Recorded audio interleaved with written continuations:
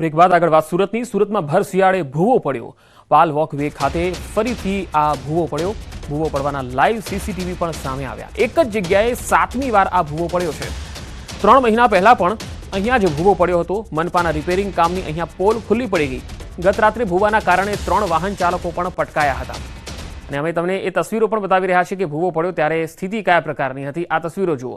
ભૂવાના કારણે વાહન ચાલકો મુશ્કેલીમાં મુકાયો. આ વિસ્તારની અંદર 7મી વખત ભૂવો પડ્યો છે અને હજુ થોડા સમય પહેલા જ આનું રિપેરિંગ થયું અને ફરીથી ભર શિયાળે અહીંયા ભૂવો પડ્યો. અને ત્યારબાદ 2 અલગ અલગ તસવીરો તમે જુઓ. તે વગર વરસાદે અહીંયા પાણી પણ ભરાય છે અને અહીંયા વગર સિઝનમાં ભૂવા પણ પડે છે. સુરતમાં ભર શિયાળે ચોમાસા જેવો માહોલ પણ જોવા મળ્યો. પાલ વિસ્તારમાં વગર વરસાદે પાણી ભરાઈ ગયા. સુરત મનપાની બેદરકારી, રહીશો પરેશાન. પાલ કેનાલ રોડ પર પાણી ફરી વળ્યા. પાઇપલાઇનમાં ભંગાણના કારણે રસ્તા પર પાણી ફરી વળ્યા. 2 દિવસથી આ જ સ્થિતિ છે અને કોઈ જ એક્શન લેતું નથી. સ્થાનિકોની ફરિયાદ છતાં મનપાનું તંત્ર હરકતમાં આવતું જ નથી.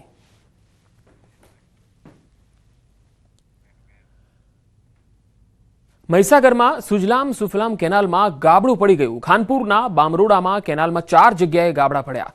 કેનાલ લીકેજથી પાણી વહીને ખેતરોમાં ફરી વળ્યું. 10 થી 15 ખેતરોમાં ઘઉં, ચણા સહિતના પાક ધોવાઈ ગયા. અધિકારી સહિતની ટીમો સ્થળ પર આવી પહોંચી હતી.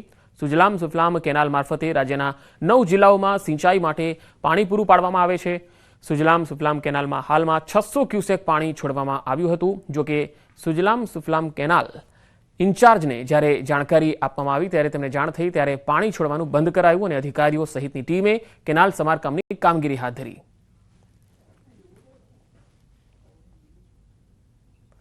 છોટાઉદેપુરના પાવી જેતપુરમાં અધિકારીઓના કારણે ખેડૂતોને પારાવાર મુશ્કેલી વેઠવાનો વારો આવ્યો.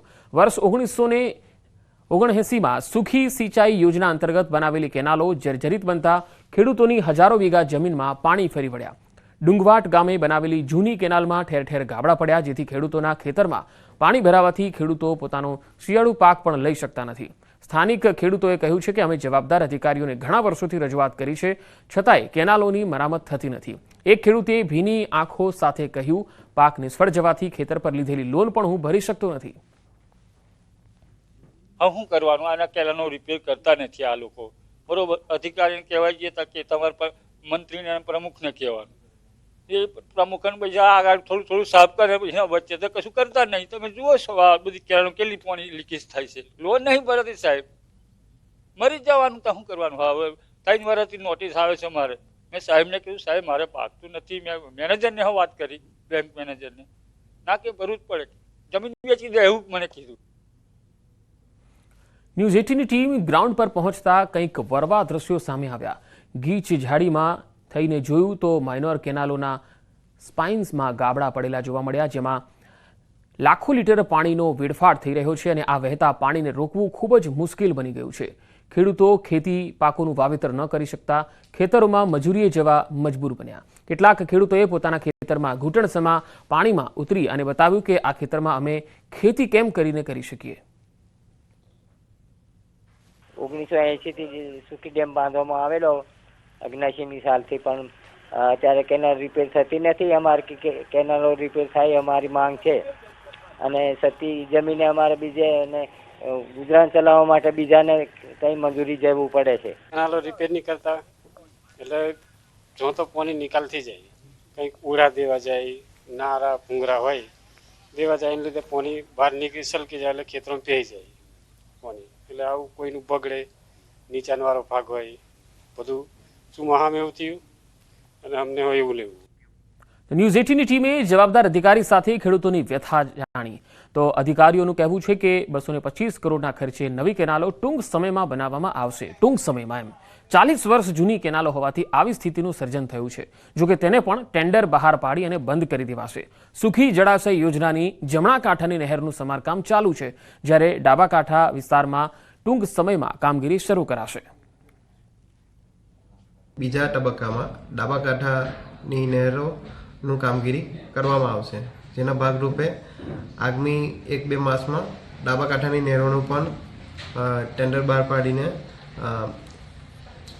કામગીરી શરૂ કરવા માટેના ટેન્ડરો મંગાવવામાં આવશે. ડાબા કાંઠામાં કેનાલની કામગીરી હાથ ધરવામાં આવશે. ભાવનગર શહેરની સમસ્યાઓ પૈકી કોઈ મુખ્ય સમસ્યા હોય તો એ છે કંસારાની સમસ્યા. પછી તે નવીનીકરણની સમસ્યા હોય, શુદ્ધિકરણની હોય કે પછી સજીવીકરણની સમસ્યા હોય, શહેરીજનો ત્રાહિમામ થઈ ગયા છે. કંસારા પાછળ કરોડો રૂપિયાનો ખર્ચ થયો છતાં સમસ્યા તો હજુ એ જ રહી છે. કંસારામાં ભરાઈ રહેતું ગંદુ પાણી અને ઉગી નીકળેલી ઝાડી અને ઝાખરાના કારણે ગંદકીનું સામ્રાજ્ય જામી ગયું છે.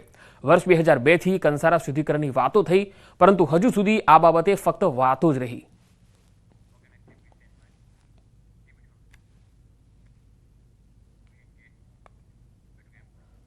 બનાસકાંઠાના થરાદ તાલુકામાં સીપુ પાઇપલાઇનથી તળાવ ભરવાની યોજના ખેડૂતો માટે વરદાન સાબિત થઈ રહી છે. એક વર્ષ પહેલા શંકરભાઈ ચૌધરીએ સૂકા ભટ્ટ તળાવોને ભરવાની શરૂઆત કરાવી હતી, જેના કારણે વિસ્તારમાં હરિયાળી છવાઈ ગઈ છે. આસુદર ગામમાં ભૂગર્ભ જળના તળ ઊંચા આવી રહ્યા છે. તળાવમાંથી ગ્રામજનોને મીઠું પાણી મળી રહે છે, સાથે જ ખેતી માટે પણ તેઓ સારી રીતે સિંચાઈની સુવિધા મળતા ખેતી કરી શકે છે. તળાવ નજીક આવેલી ગૌશાળાને પણ ઘણો ફાયદો થયો છે. 2000 જેટલી ગાયોના ઘાસચારાની સમસ્યા દૂર થઈ છે. આ વિસ્તારમાં ઓછો વરસાદ પડતો હોવાના કારણે ચોમાસામાં પણ તળાવો નહોતા ભરાતા. હવે સીપુ યોજનાથી તળાવો છલકાતા આસપાસના વિસ્તારો પણ હર્યા ભર્યા થયા છે, જેને લઈ ખેડૂતો શંકર ચૌધરીનો આભાર માની રહ્યા છે. અમે શંકરભાઈ સાહેબનો ખૂબ ખૂબ આભાર માનીએ છીએ. અમારે 1000 ફૂટના બોરેલ તળ જાતે રહેતો અને અત્યારે સુધી અમારા તળ પણ ઊંચા આવી રહ્યા છે અને એવલ બેવલના ગૌશાળાને બીજે ઘાસચારામાં બીજો ખૂબ લાભ થાય છે. અમારે લગભગ વર્ષે પાકમાં ને કોલમાં વધતા હતા, બધું બંધ થઈ ગયું. અમારે ખેડૂતોને ખૂબ જ ફાયદો થયો છે. પણ ગઈ મહાશિવરાત્રિના દિવસે શ્રી શંકરભાઈ ચૌધરી સાહેબે તળાવનું ખાતમુહૂર્ત કરી અને સીપુ પાઇપલાઇન દ્વારા જે તળાવ ભરવાની યોજનાથી તળાવ ભરાય છે, ત્યારથી કરીને લગભગ 12 મહિના પૂરા થવાયા આ તળાવ કાયમી ભરેલું રહે છે. આ તળાવથી અમારી અહીંયા ગૌશાળા આવેલી છે, શ્રી હરદેવપુરી ગૌશાળા. એ ગૌશાળામાં પણ ખૂબ ફાયદો થાય છે. અત્યારે મકાઈનું વાવેતર કરેલું છે તો મકાઈ થાય છે, નકર મકાઈ થતી નથી. એનાથી ઘાસચારાની અછત ખાસી બધી ફરક પડે છે. અને બીજું કે જમીનના તળ સચવા છે. અહીંયા ગૌશાળાની અંદર અમારે લગભગ 500 થી વધારે ગાયો છે. એટલે ગામ લોકોને શું થતું, ખેડૂતોને ખેતરોમાં જે ઘાસચારો થતો હોય મૂળ એમના પશુઓને મોડ ચાલતો હતો. એટલે ગૌશાળામાં ઘણું દાન કરવું હોય પણ પહોંચી ન વળાય, પાણીની અછત હતી. એટલે અહીંયા હવે આ પાણીથી મકાઈ કરી છે ને કંઈક ઘાસ કર્યું છે. એટલે આ ગાયોને તે થાય છે. ખેડૂતને ખેતરની અંદર મીઠું પાણી મળે એટલે દરેક પાક થવા મળે. એમાં શિયાળુની અંદર પહેલા અમારે તો બહુ તકલીફ પડતી. અત્યારે જે ખર્ચાય ઘટી ગયા છે અને ઉત્પાદન વધુ મળવા માંડ્યું છે. બનાસકાંઠાના સરહદી વિસ્તારોની અંદર તળાવો પહેલા ખાલીખમ જોવા મળતા હતા, પરંતુ જ્યારથી સીપુ ડેમ દ્વારા પાઇપલાઇન નાખીને સીપુનું પાણી આ તળાવમાં નાખવામાં આવી રહ્યું છે, ત્યારથી જ આ તળાવો હર્યા ભર્યા જોવા મળી રહ્યા છે.